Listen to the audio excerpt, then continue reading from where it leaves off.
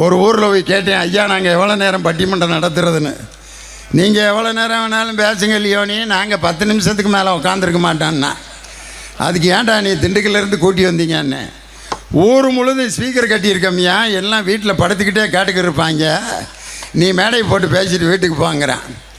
இவர்கள்லாம் வீட்டில் படுத்துக்கிட்டே கேட்டுக்கிட்டு இருப்பாங்கன்னா, நான் வெறும் நாற்காலியை பார்த்து பேசுகிறதுக்கு எடப்பாடி பழனிசாமியா இல்லை நயினார் நாகேந்திரனா? லட்சம் பேர் திரண்டிருந்தாலும் மக்கள் ரசிக்க சிரிக்க சிந்திக்க எப்படி பேச வேண்டும் என்று கற்றுக் கொடுத்த முத்தமிழறிஞர் டாக்டர் கலைஞரின் கரம் பிடித்து மேடைக்கு வந்தவன் திண்டுக்கல் லியோனி. இன்னைக்கு எடப்பாடி பழனிசாமி ஒரு பஸ் எடுத்துக்கிட்டு புறப்பட்டுருக்கார். எனக்கு அவரை பார்த்தோன்னே என்ன ஞாபகம் வருதுன்னா, இந்த வார பத்திரிகையில் ஒரு விளம்பரம் போடுவாங்க,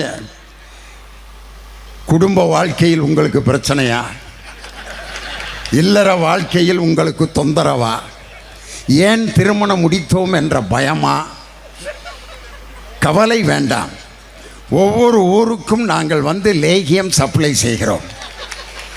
டாக்டர் விஜயம் அப்படின்னு லாட்ஜில் டேட் போட்டு, அந்த டேட்டில் டைம் போட்டிருப்பேன் 9 to 10 லாட்ஜில் டாக்டரை சந்திக்கலாம் அப்படின்னு ஒரு லேகிய பாட்டில் ஒரு சூட் கேஸில் தூக்கிட்டு, எப்படி ஊர் ஊராக லேகியம் விற்கிற டாக்டர் போய்கிட்டு இருக்காரோ அது மாதிரி தான் அண்ணன் எடப்பாடி பழனிசாமி லேகியம் விற்றுக்கிட்டு இருக்கார்.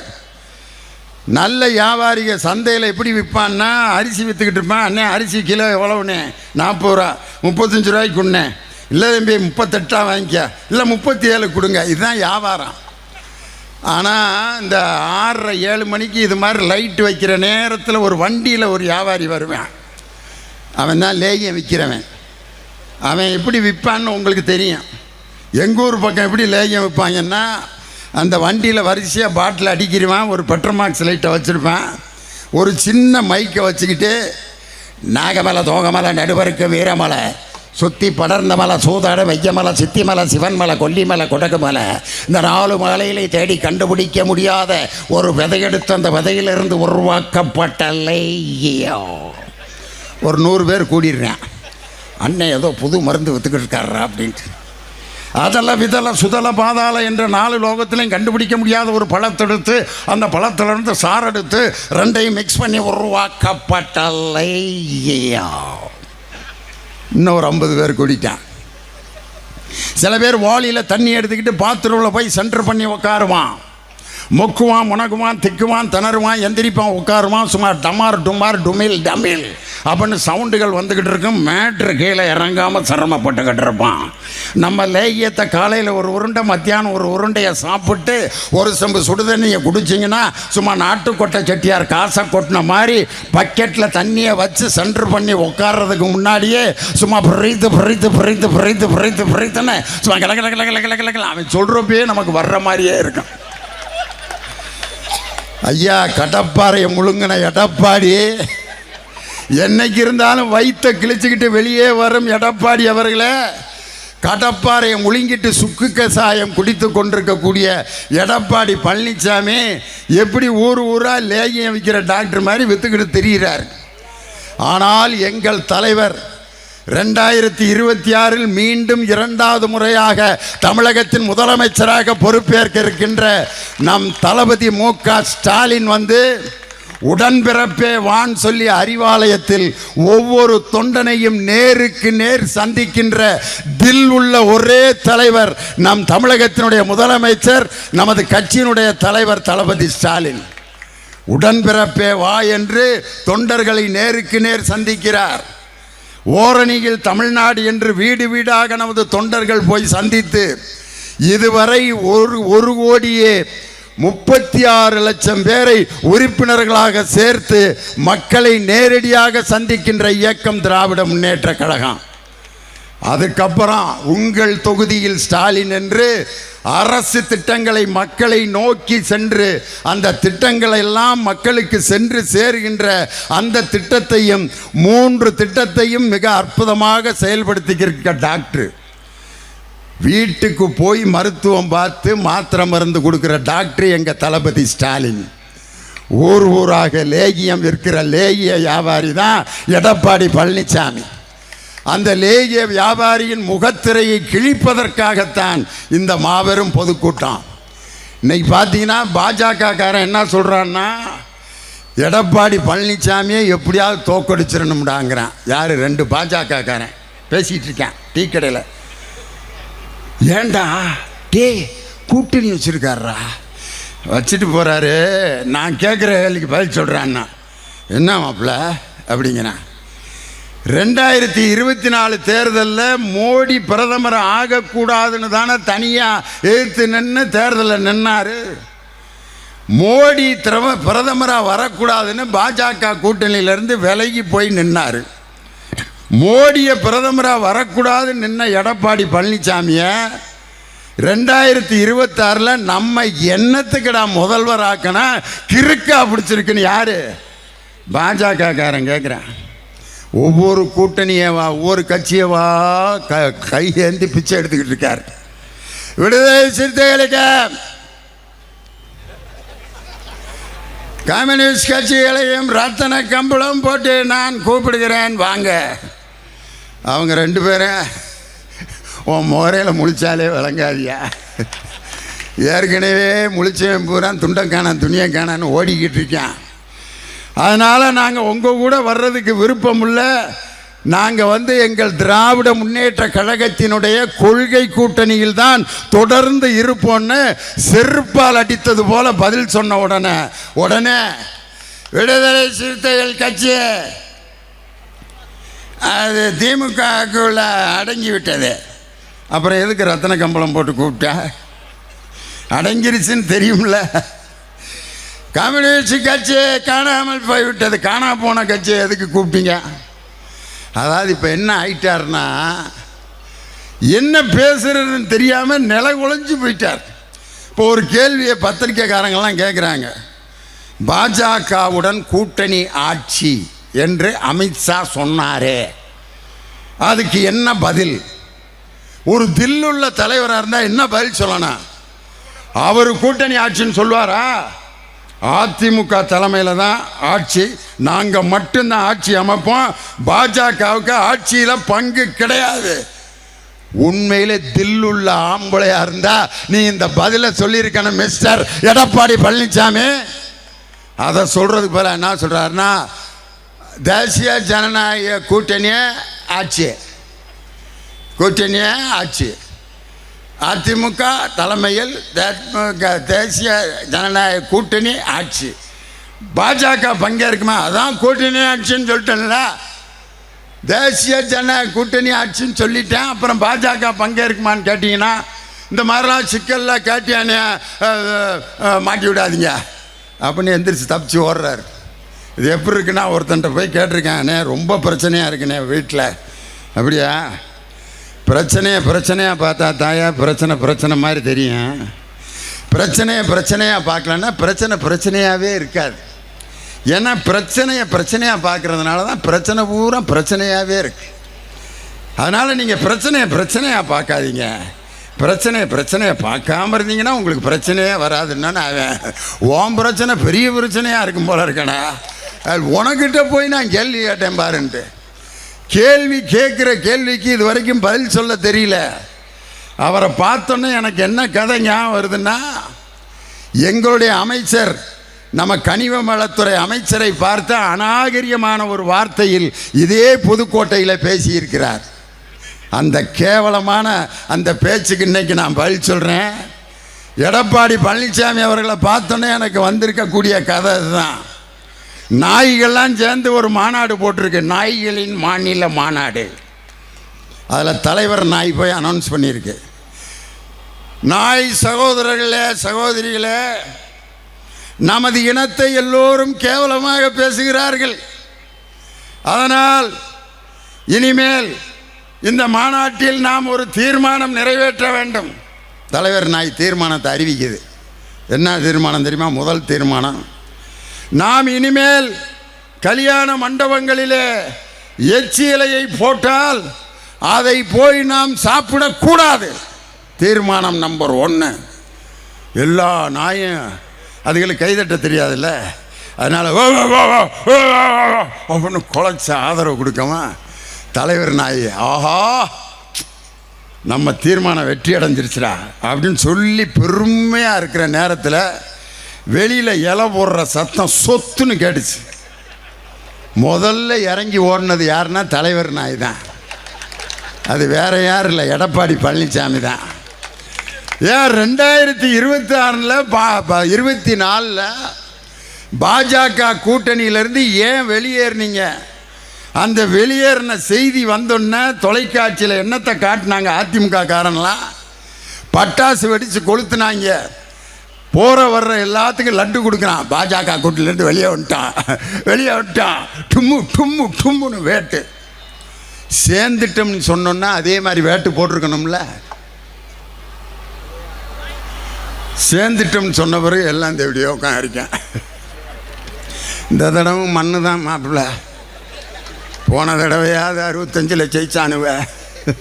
இப்போ அதுவும் கிடையாது போல இருக்கு. கொண்டு போய் சேர்ந்துட்டாங்களேன்ட்டு.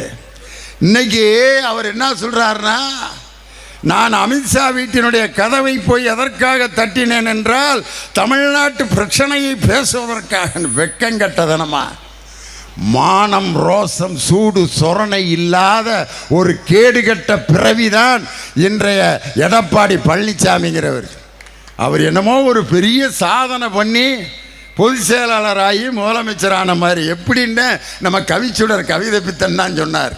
அந்த காட்சி தமிழக மக்கள் மறக்கவே மாட்டாங்கய்யா.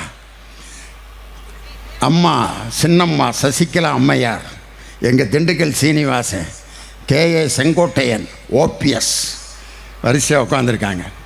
திடீர்னு டும் அப்படின்னு ஒரு சத்தம் கேடுச்சு. என்னடான்னு பார்த்தா ஏதோ சேரு உடஞ்சிருச்சான்ட்டு திண்டுக்கல் செஞ்சு அப்படின்றாரு. அடியில் ஐயா வந்துக்கிட்டு இருக்காரு. யாரா வாழ்க்கையில் இப்படி ஒரு புரட்சியை உலகத்தில் எவனுமே பண்ணதில்லையாடா. காலில் நம்மளும் தான் நம்ம குருநாதர் காலில் விழுவோம், இப்படி தொட்டு கும்பிடுவோம், 2 காலையும் தொடுவோம், நெடுஞ்சாங்கரையா விழுந்து ஆசீர்வாதம் வாங்கவும் கேட்டிருக்கான்.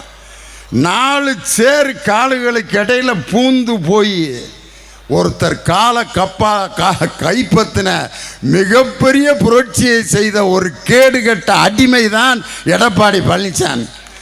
அப்போ அந்த கால் டச் ஆச்சு. யாரு? திண்டுக்கல் சீனிவாசன்.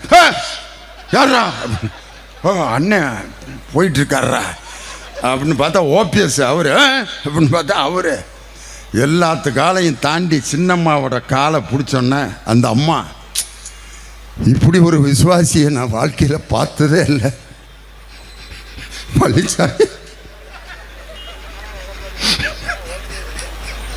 அதுக்கு பழனிசாமி ஒரு அழுகை போட்டார் பாருங்க. இந்த ஒரு அழுகையே 2026 உன்னைய மண்ணக்கவ வைக்கும் மிஸ்டர் பழனிசாமி.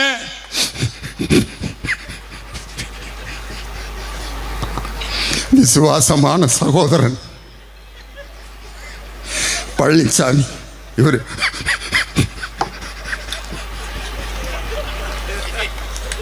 வெக்கமல்ல. இதை என்ன சொல்றாரு? இதே புதுக்கோட்டையில் சொல்றாரு, நான் ஊர்ந்து வந்துட்டேன் முதல்ல வர சொல்றாரு. ஊர்ந்து அது வந்துட்டேன்ல, இதுக்கு பிச்சை எடுத்து பொழைச்சிடலாம்யா.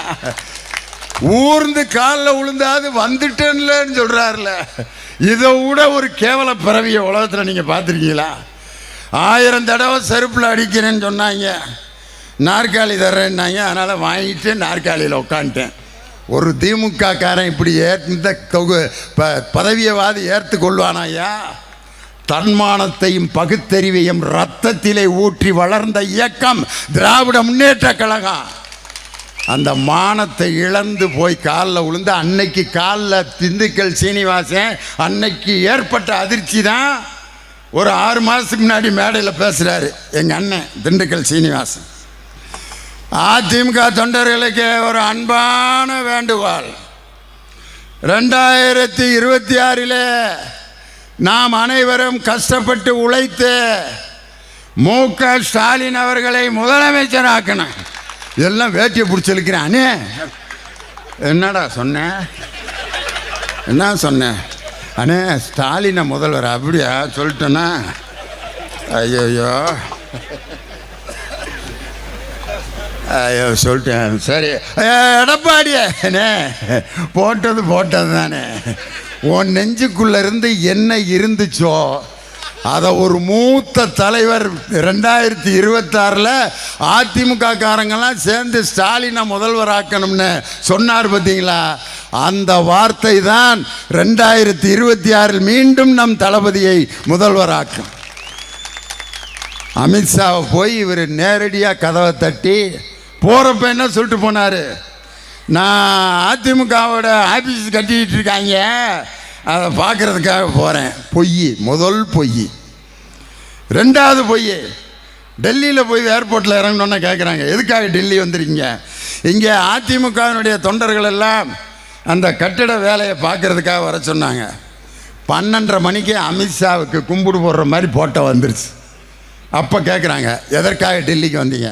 அது அமித்ஷா அவர்களை சந்தித்து கேட்குறேன், சந்தித்து தமிழ்நாட்டினுடைய கோரிக்கைகளை சொல்வதற்காக வந்தேன். அதை நேரடியாக இங்கே சென்னையில் பிறப்புறப்பே சொல்லியிருக்கலாம்ல. ஏன் இந்த திருட்டுத்தனம் என்று தான் என் தம்பி உதயநிதி ஸ்டாலின் கேட்டார். கள்ளத்தனமாக அமித்ஷாவினுடைய கதவை தட்டினீர்கள். உள்ளே என்ன நடந்திருக்குன்னு நினைக்கிறீங்க? தனியாக அமித்ஷாவும் எடப்பாடியும் என்ன நடந்திருக்கான்? அண்ணனுக்கு தான் பழக்கப்பட்ட வேலையாச்சே. ஜெயலலிதா அம்மாவோட காலு, அதுக்கடுத்து சசிகலா அம்மாவோட காலு, அதுக்கடுத்து இப்போ அமித்ஷாவோட காலு. பப்ளிக்காக உழுகலை, கதவை சாத்திக்கிட்டு அப்படி போய் நின்றுருப்பார். அமித்ஷாவுக்கு தமிழ் தெரியாது. கே போல்தாக mister Palaniswami? I am Palaniswami, whole India Anna DMK general secretary. கே போல் பழனிசாமி? கே ஒன்றும் இல்லைங்க, அது மேட்ரு முடிய போகுதுன்னாங்க. My matter was closed by our ADMK people. You are going to rescue me. Yes, நீங்கள் என்ன சொல்கிறீங்களோ அதை நான் செய்கிறேங்க. What you say I will do mister Amit Shah அப்படின்னு அங்கே போய் பிச்சை எடுத்துட்டு, அந்த ஃபோட்டோவில் பார்த்தீங்களா, அமித்ஷா கால் மேலே கால் போட்டு உட்காந்துருக்காரு, பக்கத்தில் கையை கட்டி உட்காந்துருக்காரு ஒரு அடிமை எடப்பாடி பழனிசாமி. ஆனால் என் தம்பி உதயநிதி ஸ்டாலின் உட்காந்துருக்காரு நம்ம பிரதமர் ஐயாவுக்கு பக்கத்தில். பிரதமர் கை கட்டி உட்காந்துருக்காரு, என் தம்பி உதயநிதி ஸ்டாலின் பக்கத்தில் அப்படி கம்பீரமாக உட்காந்துருந்தாரியா? இந்த சந்திப்புக்கு பேர் என்ன? அந்த சந்திப்புக்கு பேர் என்ன? எடப்பாடியினுடைய சந்திப்பு மானங்கட்ட சந்திப்பு. அது கம்பீரமான தன்மானத்தின் சுயமரியாதையோட சந்திப்பு. இதை இன்னைக்கு பேசி பழகிறாரியா? இன்னைக்கு நான் ஒன்று சொல்கிறேன். ஒரு மலை மேலே ஒரு ராஜா இருந்திருக்காரு.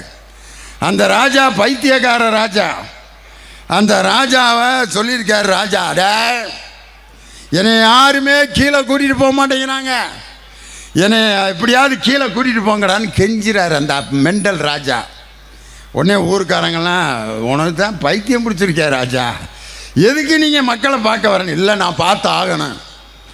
ராஜாவை நடந்து கூட்டி போனால் எங்கிட்டாவது தப்பிச்சு ஓடி போயிடுவார் பைத்தியம் பிடிச்ச ராஜா. அதனால் ஒரு கழுதை மேலே அந்த ராஜா உட்கார வச்சு மலையிலேருந்து இலக்கி கூப்பிட்டு வர்றாங்க. யார்? மெண்டல் ராஜா கழுதை. வர்றப்ப ஜனங்கள்லாம் கும்பிடுறாங்க ராஜா ராஜா ராஜா ராஜையா ராஜா ராஜா. கழுதை என்ன நினச்சிருக்கு, நம்மளை தான் கும்பிடுறாங்க போல இருக்கு அப்படின்னு மண்டே ஆட்டுது. அப்படியே கீழே இறங்கி வருது கழுதையோட மெண்டல் ராஜா. கழுதையை கும்பிட்றத பார்த்தோன்னா கழுதைக்கு பயங்கரமான சந்தோஷத்தில் துள்ளி குதிச்சு நேராக அப்படியே மலையில் வேகமாக நடக்கிறேன்ட்டு வந்து கழுதையும் விழுந்துருச்சு, ராஜா விழுந்து மண்டை உடைஞ்சு ஆஸ்பத்திரியில் கிடக்கிறார். கழுதையை புளிய மரத்தில் கட்டி வச்சு அடிக்கிறாங்க. இந்த கழுதை வேறு யாரும் இல்லை, அதுதான் எடப்பாடி பழனிசாமி. பைத்தியம் பிடிச்ச ராஜா தான் பாஜக. இது 2026 மண்ணை கவப்போவது உறுதி. எங்கள் தளபதி மு க ஸ்டாலின் தான் மீண்டும் தமிழகத்தினுடைய முதலமைச்சராக பொறுப்பேற்பார்.